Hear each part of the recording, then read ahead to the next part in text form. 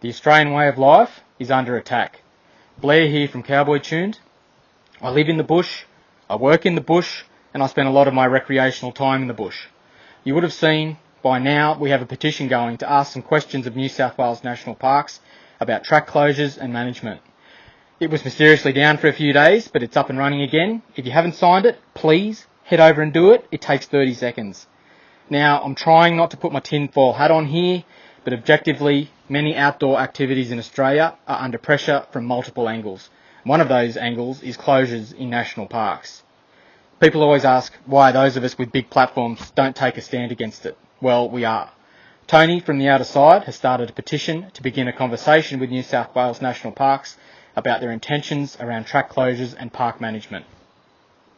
I, and hopefully a lot of others in the industry, will be supporting this. As I've always said, the shitposting page isn't the one you want representing the industry, but I will throw my support behind Tony. If you're a New South Wales resident and are interested in maintaining your access to public land, or even just having a conversation about the future, please, again, sign the petition. Areas are being shut.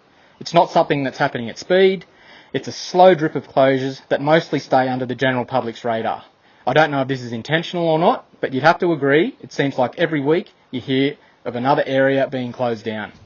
Various reasons are given for these closures: track damage, safety, but often, most infuriatingly, no reason at all. Australia is fast becoming an over-regulated, over-policed nanny state. The powers that be are trying to wrap us in cotton wool, keep us boxed into areas deemed acceptable, but acceptable by who? Someone sitting on their backside in an office who doesn't like the outdoors shouldn't be making decisions for the outdoor industry without some input from us. People seem to forget that national parks are areas that we, as Australian taxpayers, own and pay for. You may think that closures won't affect you. You might be a person who sticks to the signposted areas, and that is totally fine. But where do you think everyone who's being locked out of other areas ends up? The answer is at the few tracks or campgrounds that are left open, making areas more congested and booking a camp spot harder than it already is. I'm happy for my tax dollars to go to national parks, but I'd rather see that money go to looking after and managing what they've got, rather than throwing a gate up, then acquiring more country just to do the same, stretching their limited resources even further. Have you heard of the Great Koala Park? It's a plan to convert 175,000 hectares of state forest into national park. This is land that will now have the same restrictions as national park areas and may be subject to the same arbitrary closures that we see in national park areas.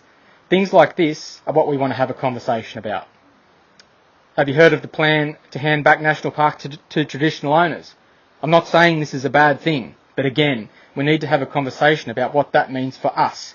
Areas that are handed back aren't known for having more access granted, are they? If you're a four-wheel driver, a fisher, hiker, camper, or a hunter, this affects you. If you have kids who enjoy the outdoors, this affects them. We need 20,000 signatures to force a debate in Parliament and get an idea of what New South Wales National Parks' intentions are for the future and what that means for us. It's time for us to start fighting back. This means less talk of cutting locks, more accountability for people doing the wrong thing in national parks, and if you're in New South Wales, sign the petition. Get your kids to sign the petition. Share the petition. If we make our feelings known, we can make a difference. Thanks, guys.